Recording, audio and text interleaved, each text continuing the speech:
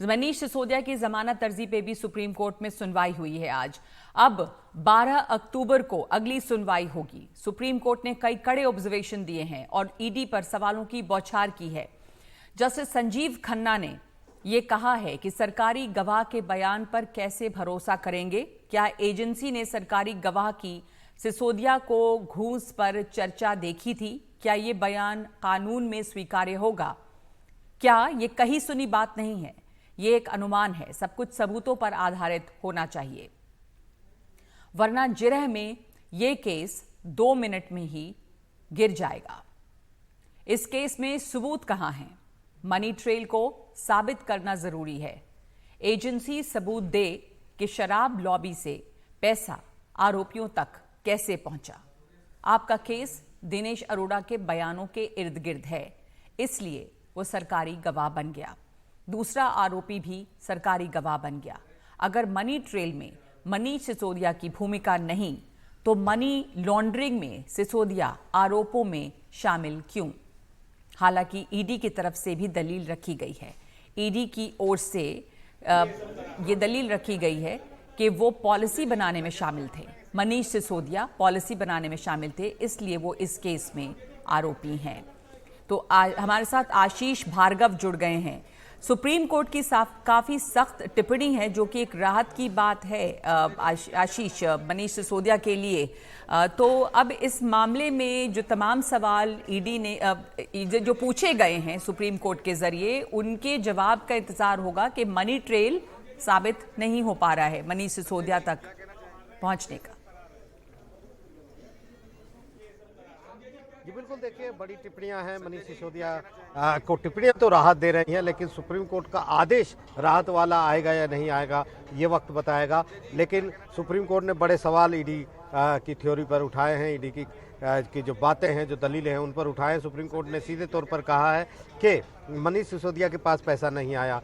Money trail पूरी तरह chain जो है वो इस्टेब्लिश नहीं कर पाई है ईडी। गवाहों के बयान उसके पास हैं, गवाहों के बयान है जो सरकारी गवाह बन गए, सिर्फ वो बयान है। सबूत उनके पास नहीं है।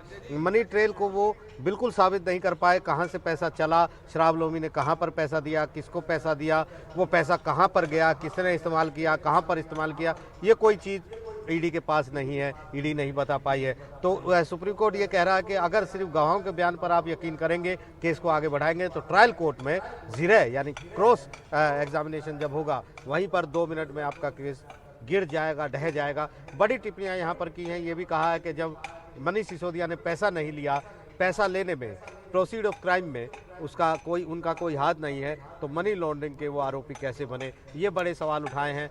12 अक्टूबर को एक अहम सुनवाई अगली बार इस मुद्दे पर होगी। बहुत सारे सवालों के जवाब ईडी को देने पड़ेंगे और सुप्रीम कोर्ट ने लगातार ईडी पर आज सवालों की बौछार की है। सुप्रीम कोर्ट ने यह भी कहा है कि हम आमतौर पर जमानत के मामलों में इतनी लंबी चौड़ी सुनवाई नहीं करते हैं, लेकिन इस मामले में हम सुनवाई कर रहे हैं क्योंकि सुप्रीम कोर्ट ये कह रहा है कि ये मामला सिर्फ एक आपराधिक कानून का मामला नहीं है, मनी लॉन्ड्रिंग जैसे विशेष कानून का है और उसके जो प्रावधान हैं वो आम आपराधिक कानून से अलग होते हैं। इसलिए इस मामले में ईडी को तमाम सवालों के जवाब देने होंगे। तमाम सवालों जो वो कर रहे हैं मनी ट्रेल, उसके बारे में बताना होगा, क्योंकि मनी लॉन्ड्रिंग एक आम अपराध नहीं है, उसके अलग से प्रावधान है। इसलिए जो ईडी है उसको इन सारे सवालों के जवाब देने होंगे। जी धन्यवाद आपका आशीष। ईडी को तमाम सवालों के जवाब देने होंगे क्योंकि सुप्रीम कोर्ट ने काफ़ी सख्त टिप्पणियां की हैं। तो जो टिप्पणियां हैं वो तो राहत वाली हैं, लेकिन क्या आदेश सुप्रीम कोर्ट का राहत वाला आएगा, ये देखना होगा। ये ज़रूर ईडी से सवाल किया गया है कि उन्हें पुख्ता सबूत देने होंगे मनी ट्रेल के। किस तरह साबित हो रहा है कि ये जो मनी ट्रेल है वो मनीष सिसोदिया तक पहुँचता है, और इसे साबित करना होगा। एक ब्रेक लेंगे इस समय हम 5 की बात में। ब्रेक के बाद दिखाएंगे हमारी आज की खास रिपोर्ट और चर्चा। दिल्ली एनसीआर में लग्जरी घरों की बढ़ी है डिमांड और बिक्री भी।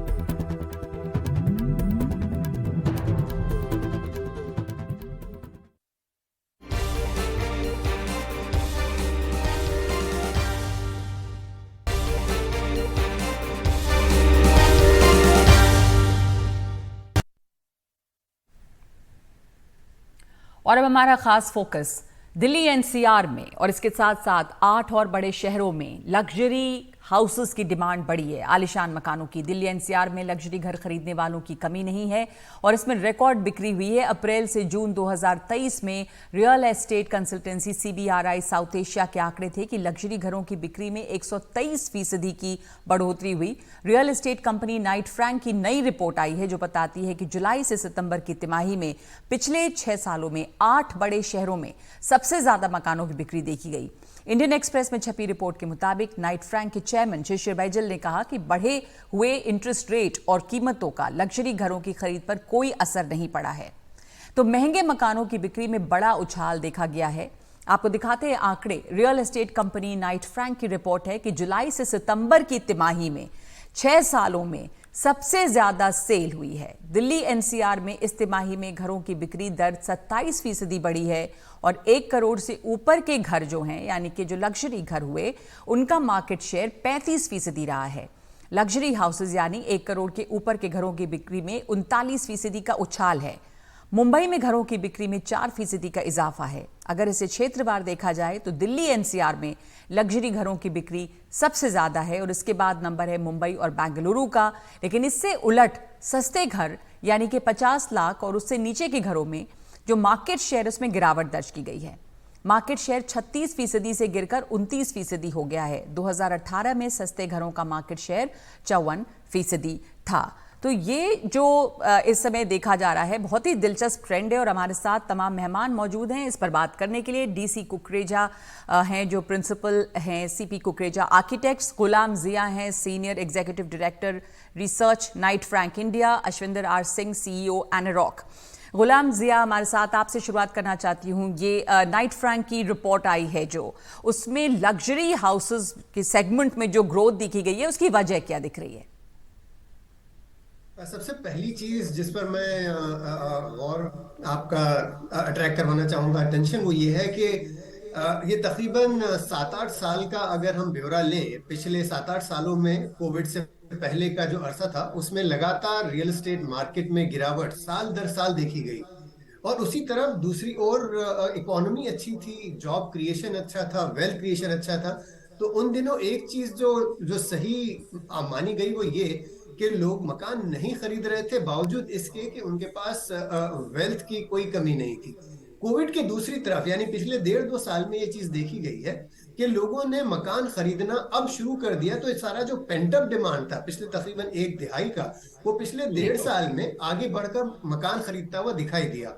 अब इसका दूसरा एस्पेक्ट जो है, सिर्फ अगर हम अपर एंड की बात करें कि वहां पर क्यों इसका असर इतना दिख रहा है, वो बिल्कुल सही अंदाजा आपने थोड़ी देर पहले बताया कि चूंकि अफोर्डेबल सेगमेंट में हाउसिंग लोन इंटरेस्ट रेट का सबसे ज्यादा इम्पैक्ट देखा जाता रहा है, तो वहां पर काफी इम्पैक्ट हुआ है। लेकिन upper end, mid to upper end में चूंकि हाउसिंग लोन का इतना ज्यादा इम्पैक्ट नहीं है और जो historic wealth creation, pent-up demand वगैरह मार्केट में मौजूद था, तो ये जो सेल्स हैं ये लगातार बरकरार हैं, बने हुए हैं। पिछले कम से कम 3 से 4 क्वार्टर्स में ये जो ग्रोथ है लगातार बढ़ती चली जा रही है और उसका इम्पैक्ट सीधा साधा आपके और एक पैटर्न जी एक चीज ये भी दिखती है कि दिल्ली एनसीआर में सबसे ज्यादा है अगर दूसरे शहरों के मुकाबले देखें, क्योंकि जो ग्रोथ है वो आपकी रिपोर्ट में ही है कि 8 शहरों में 6 साल में सबसे बड़ा उछाल देखा जा रहा है 8 बड़े शहरों में, लेकिन उसमें भी दिल्ली एनसीआर टॉप करता है। क्या इसका आकलन है?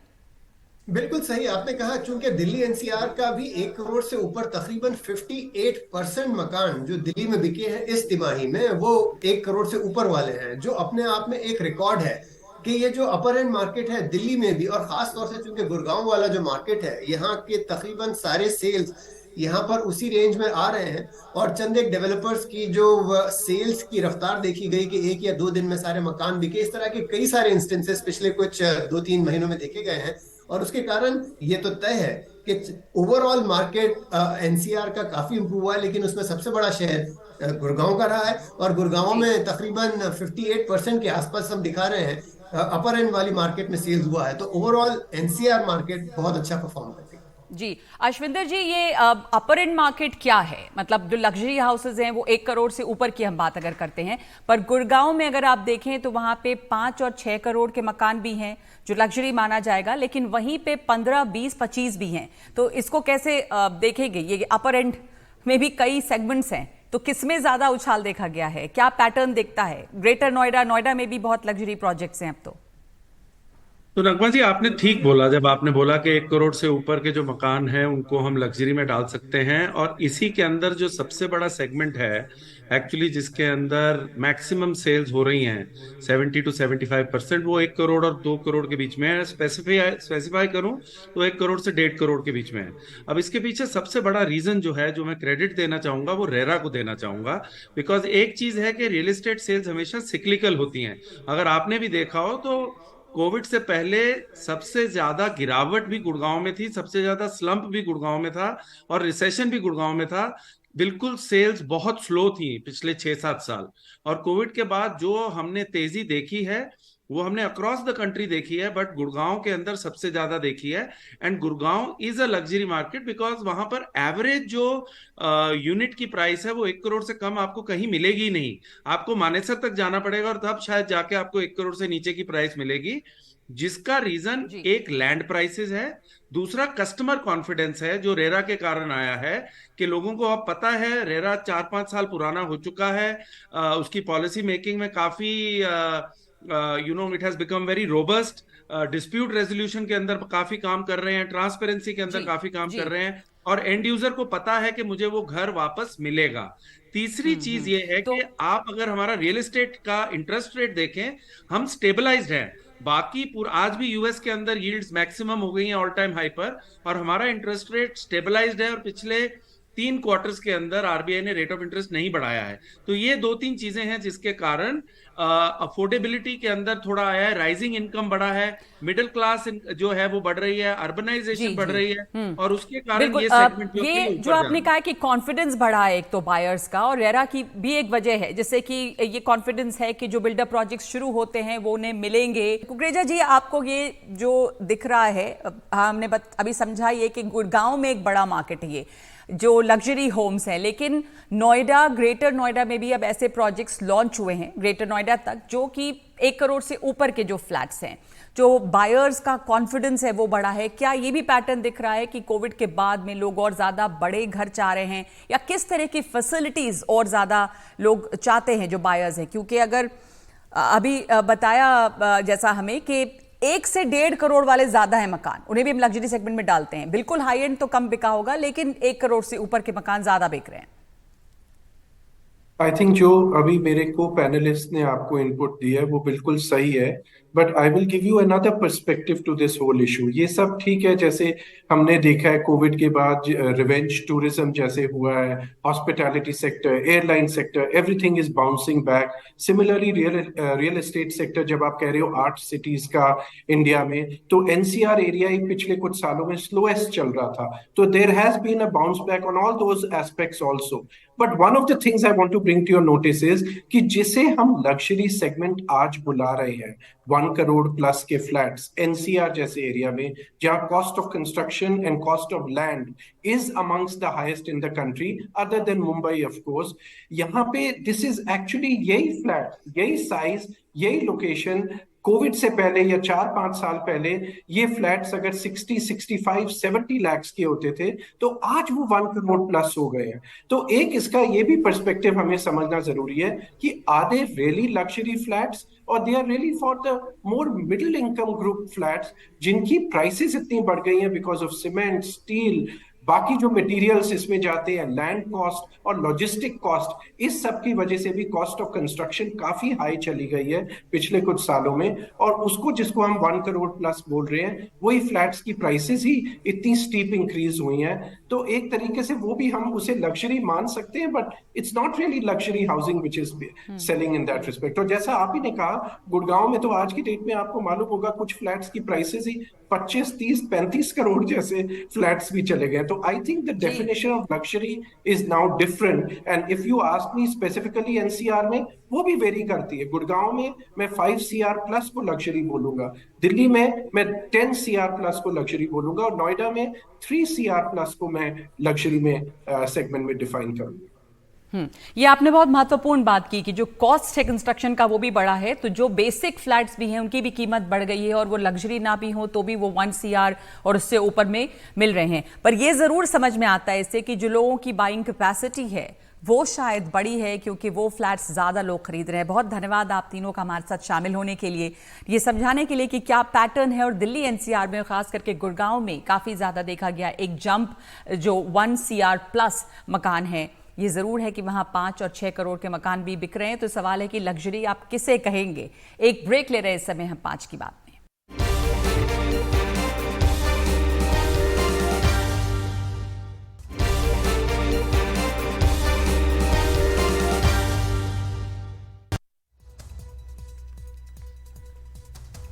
तो अब बात करते हैं सिक्किम की, जहां पर बाढ़ से इस समय काफी तबाही मची हुई है।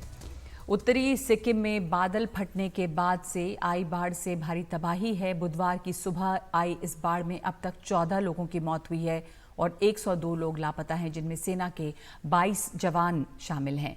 26 घायलों का अस्पताल में इलाज हो रहा है। बाढ़ से करीब 22,000 लोग प्रभावित हुए हैं और 2,000 से ज्यादा को सुरक्षित स्थानों में पहुंचाया गया है। लापता लोगों की तलाश में सेना, एनडीआरएफ की टीम लगी हुई है। वायुसेना को भी तैयार रखा गया है और जल्द ही एनडीआरएफ की और टीम भी वहां पहुंचने वाली है। राज्य के अलग अलग हिस्सों में 3,000 से ज्यादा सैलानियों के फंसे होने की आशंका है। राज्य में बाढ़ से 14 पुलों को काफी नुकसान पहुंचा है।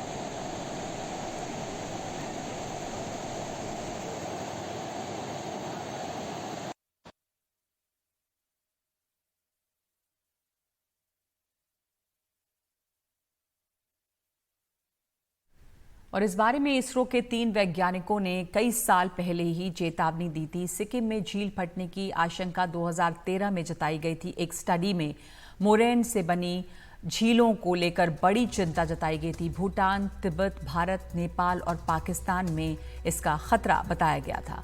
1962 से 2008 के बीच 1.9 किलोमीटर छोटा हुआ था ग्लेशियर। दक्षिण लोनक ग्लेशियर के मुहाने पे बन गई थी मोरैन की झील। रिपोर्ट के मुताबिक बादल फटने की आशंका 42% थी।